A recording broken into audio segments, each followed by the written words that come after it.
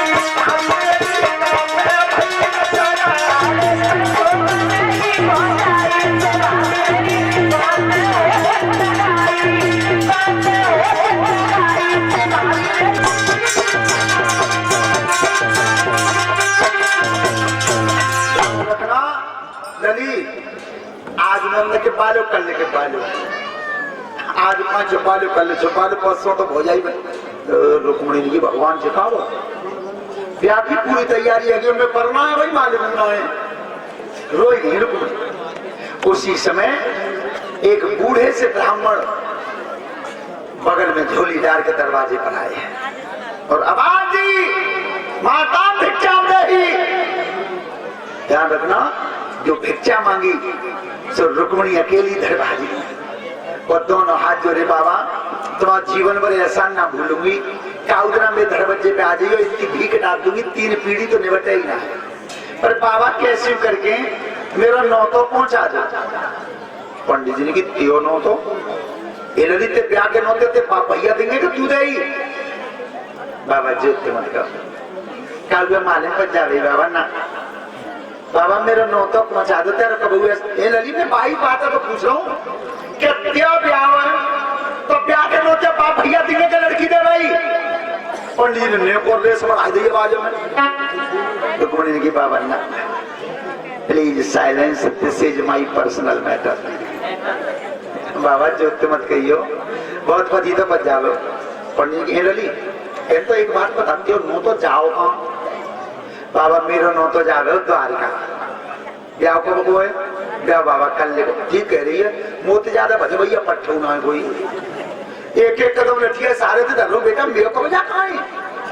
देखो जीवन में ध्यान रखो मैं उनके लिए एक संकेत और बता रहा हूँ मैया ने सुन लियो जिनके घर में बहुएं आती हैं। मैं सबसे ज्यादा इसी चीज पे समाज की सुधार की बातों पर ध्यान दो।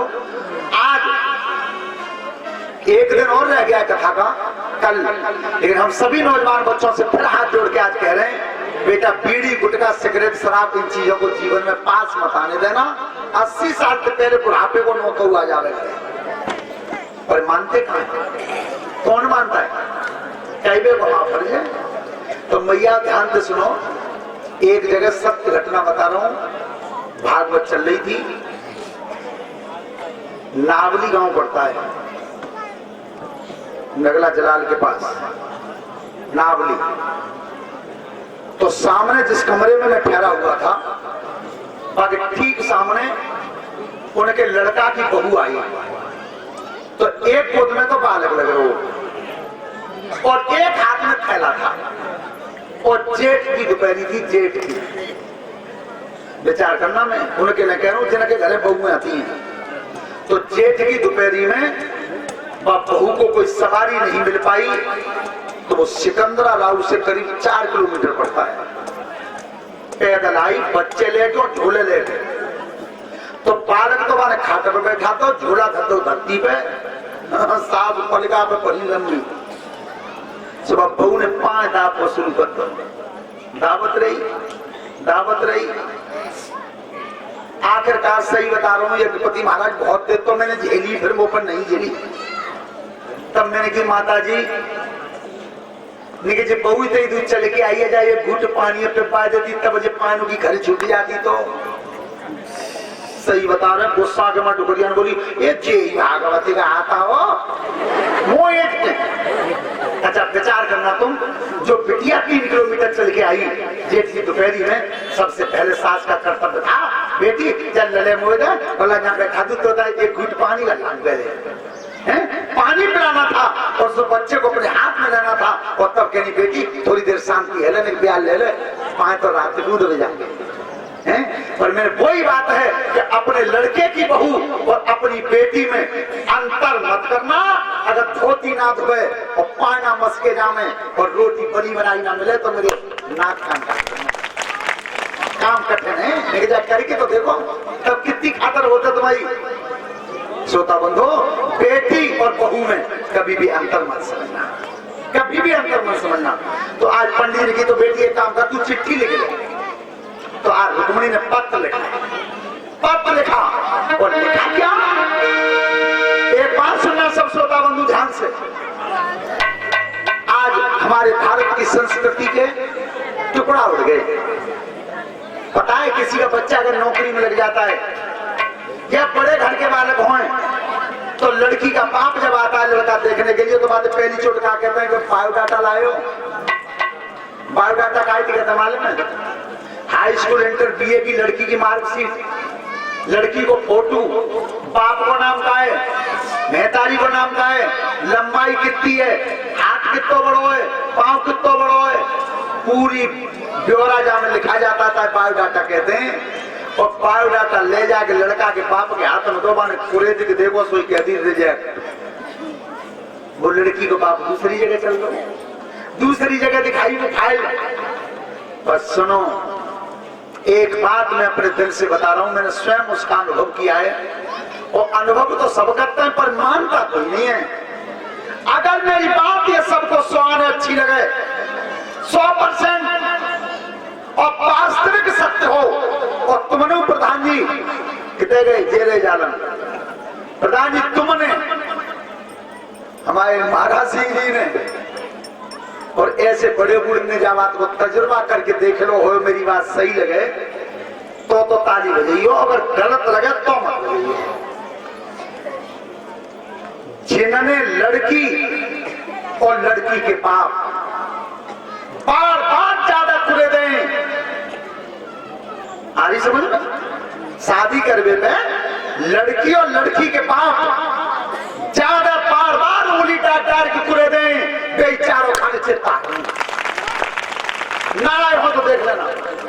और भगवान के ऊपर विश्वास करके कन्हैया को साक्षी मान के ब्याह राम के बल पे कर लो, उनकी नाव पार पे लग गई है। और जिन्होंने लड़की के बाप और खानदान और लड़की ज्यादा कुरेद के देखी कहा है, छानबीन ज्यादा करी कहा है, बेचारों खाने चिंता है। या मैं झूठ हो तो देख लियो। तो आज देखो बायोडाटा नहीं भेजा रुक्मिणी ने भेजा तो क्या भेजा, तुम्हारे बिना और को नहीं मेरा, तुम्हारे बिना और को नहीं मेरा, तुम्हारे बिना और को नहीं मेरा, तुम्हारे बिना और को नहीं मेरा। शिशुपाली बदना बनिया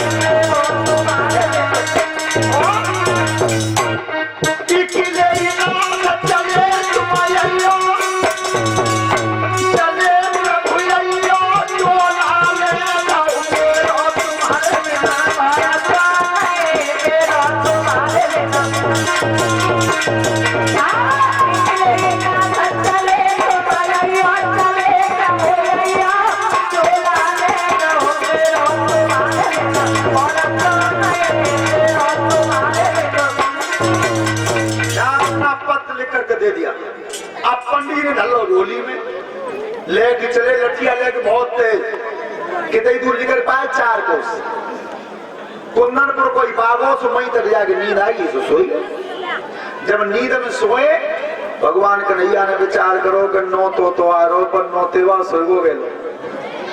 उसी समय योग माया को आदेश किया कि सोते हुए ब्राह्मण को ज्यों का त्यों उठा के द्वारका में सुबह।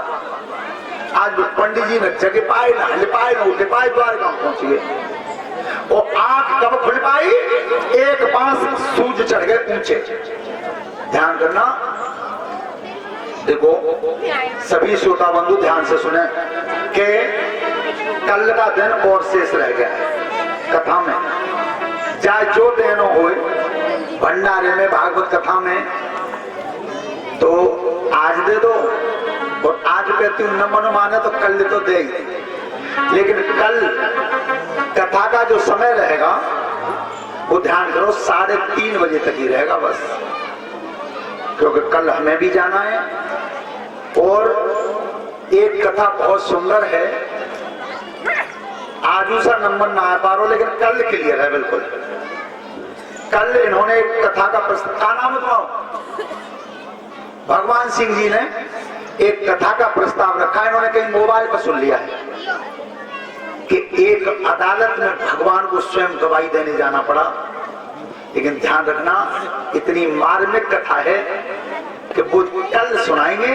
अगर सुनता मैं हूं तो मैंने अगर मन पे सुनी तो मेरे भगवान के पीछे तुम्हारे भी आंखों में आंसू आ जाएंगे। भगवान क्या क्या कर सकता है, भक्तों के पीछे क्या क्या कर सकता है, वो कल वो कथा सुनाएंगे। क्योंकि बेटियां झांकी के लिए तैयार हो गई हैं और घड़ियों ने 4 बजा रहे हैं।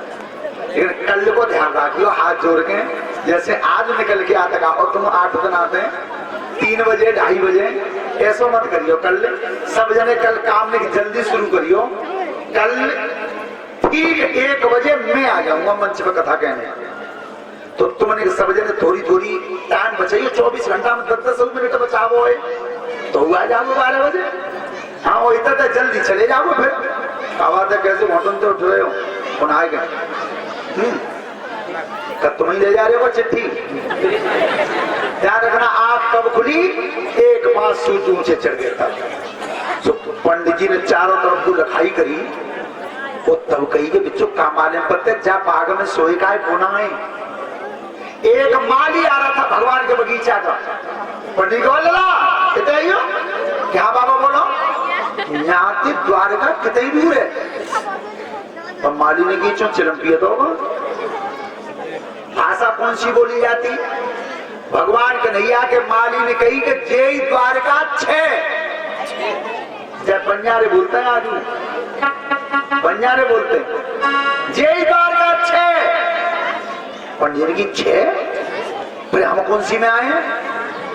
इधर यहाँ के राजा के यहाँ के मालिक हैं कृष्ण 6। पंडित ने कही कि छोरी ने बिना बीज को बह दो।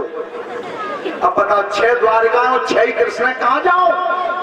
बार बार पूछते रहे, बार बार चिट्ठी सबको दिखाते रहे, तब समझ रही कि जय द्वारका है और यहाँ के मालिक कृष्ण हैं। श्रोता बंधु बहुत खुशी रही, बहुत खुशी हुई। और जब चल दिए आगे को, ध्यान रखना, बिना तपस्या के तो भगवान को भी नहीं मिला। हमारी तुम्हारी तो चलती क्या, भगवान को भी नहीं मिला अवतार धारण करके। और देखो सुनो, भगवान राम और कृष्ण के बारे में मैं बताऊंगा। और जब जब तुम्हें बात दिल में अच्छी लगे तब तब ताली बजाना। भगवान राम जब अयोध्या में प्रकट हुए तब राम कहलाए, केवल राम कहलाए। विश्वामित्र के संग जब चले गए विद्या सीखने के लिए तो श्री रामचंद्र कहलाए। और 14 वर्ष का वनवास भोग के लौटे तो भगवान श्री राम, भगवान नाम कब पड़ा, जब 14 वर्ष की तपस्या कर जाए तब नाम पड़ा उनका भगवान श्री राम। तो बिना तप के तो उन्हें न मिलो, हम तुम कैसे प्राप्त कर लेंगे। दूसरी बात, श्री राम की तो ताली बज गई, अब की बार इनके नाम की हो जाएगी। ध्यान रखना, पहली बार में ही शिषपाल का शीश काट सकते थे। शिषपाल ने गाली दी तो पहली बार में शीश काट देते, लेकिन सुनो, पहली बार में चक्र नहीं चलाया शिषपाल के ऊपर।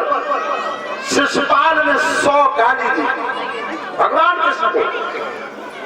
पहली बार में जो चक्र से शीश काट सकते थे, शिषपाल की 100 गाली सुनने की भीतर दिल में क्षमता रखता हो, वो द्वारकाधीश कृष्ण हो सकता है। 100 गाली सुनी और आज ऐसा हो जाना, आज एक गाली जितेंद्र ने दे दी इन्हें और इनने दे दी बिने, और दूसरी गाली पर तो गलेवान पकड़ लो, जाओ कहां समझ दो तुम हो। यही है कि नहीं? बर्दाश्त में कर रहा है। ध्यान रखना, 100 गाली सुनने के बाद तब चक्कर मारा। दूसरी बात, पांचों पांडव बिल्कुल असहाय थे, भिखारी बन गए थे पांचों। और उधर सामने भीष्म, द्रोण, कर्ण, कृपाचार्य जैसे वीर महारथी 11 अक्षौणी सेना को मरवा करके और इतने इतने बड़े बड़े महारथियों को रण में मार दे करके और 5 भिखारियों को राज सिंहासन का पद जो दे सकता है, वो द्वारकाधीश कृष्ण हो सकता है। विचार करना, अगर अकेले नहीं होते जालन तो जब पांडव एक बाण क्यों न आए? भीष्म ने जैसे पहला तीर चलाया था, भाई में खत्म हो जाते थे, लेकिन 5 को राजगद्दी सौंप दी। और सुनो बेटियां, ध्यान से सुनो, बहुत अच्छी बात है। तीसरी बात, सुदामा जैसे गरीब ब्राह्मण, बिल्कुल गरीब थे, तन का कपड़ा भी नहीं थे और मणियों के प्रकाश में रहते थे। मुकुट में सोना हीरा जवाहरात जड़े हुए थे कृष्ण के, और 56 करोड़ हीरों के कुंडवा के स्वामी थे। और एक असहाय गरीब सुदामा ब्राह्मण को अपने सिंहासन पर बैठाया और खुद धरती पर बैठे, और धरती पर बैठ करके उस गरीब ब्राह्मण के जो पैरों को धो सकता है, वो द्वारकाधीश कर दिया। आप बड़े तब बनेंगे, तब पहले छोटे तो बनिए। अब अंतिम बार है, ब्याज पर उठाता हो सर बिलाल जी, ब्याज पर रुपया उठाता हो। मैं कह रहा हूँ कछु तो उठा दोगे 1000 से। हाँ तो चलो, लेकिन ब्याज तुमने बहुत देखी होगी, लेकिन सबसे ज्यादा अगर ब्याज दी तो मेरे द्वारकाधीश का नहीं आने दी, उसके बराबर ब्याज देने वाला आप तक पैदा हुआ। बेटिया सुनो तो सही, ब्याज दई कहां? कि जिस समय भगवान कृष्ण ने और शिषपाल का शीश काटा था चक्र से, और जिस समय वो चक्र लौट के आया तो उंगली में गड़ गया, खून निकल गया भगवान की उंगली से।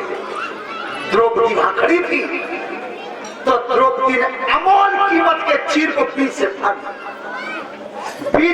दिया, तो मेरे भैया की उंगली में खून चल गया। और वो चीर भी ऐसा था कि जिसकी कोई कीमत नहीं आती जा सकती।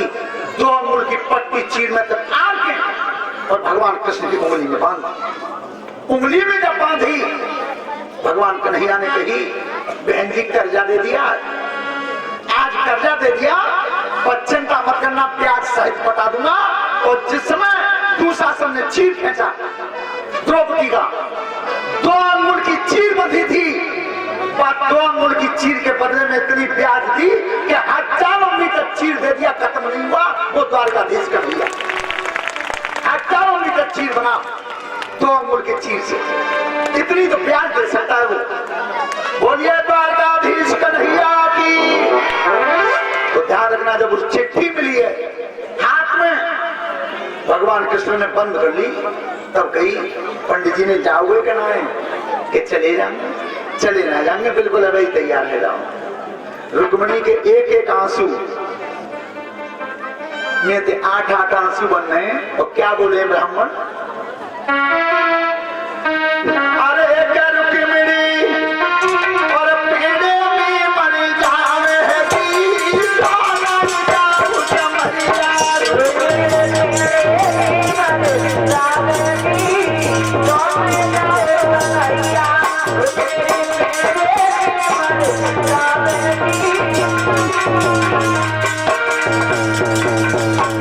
बबलू कल हमने खाट में आई कर ले ये ना कोई घाट खाट में ना कोई अरे हत्या के जाना है ना तो मोटरसाइकिल पे चले जाओ ऐसी लिए यो काउ छोटी सी हो हमारे कुमार दे देगा तुम्हारे मुंह होते छोटी सी एक बार खाना क्या रुक मेरी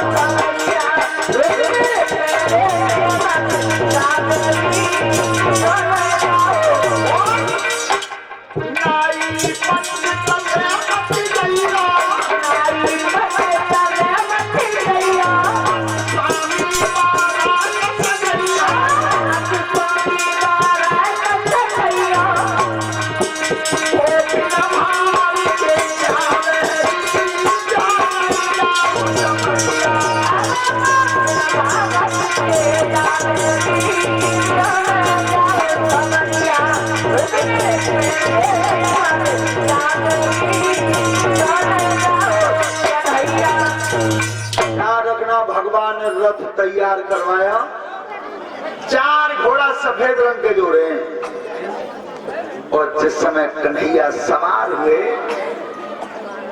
पंडित जी ने की लला चल रहे हाँ बाबा तुम चलो बैठा लो लला पल्ले तो सलई ना परी कैसे आए तो आ जाओ एक कोई डंडा पकड़ पाए हाथ में पंडित जी एक पाँव रहेगा ऊपर और एक लटक को नीचे तो तुमने देखो कि हेलीकॉप्टर पहले सूदा उठता है और जाकर स्पीड पकड़ता है तब जाता तीर की तरह तो जैसी भगवान को वो रथ स्पीड पकड़ी पंडित जी ने किया जो ऐसे हिंदू के चक्कर पड़े हैं सवेरे तेरे चुपट्टी से बैठा ना हो वो बताओ जो ने को डंडा हाले को आता तो कहाँ बचे हो रथ नीचे ना चल सका कचना बाबा पहुंचे यार ने देर पकड़ रही हो बस बात ही कर बात तो तक तो रथ कुंदनपुर के बाग में उतर गया तो भगवान ने रथ तो कर लो मंदिर के पीछे और पंडित जी चले और जब आते तुम जानते हो काम जब बन जाता तो शरीर दोनों काम करते है इधर तो गए उदास के जन पहुंचेंगे के जन ना और उधर से काम करके लौटे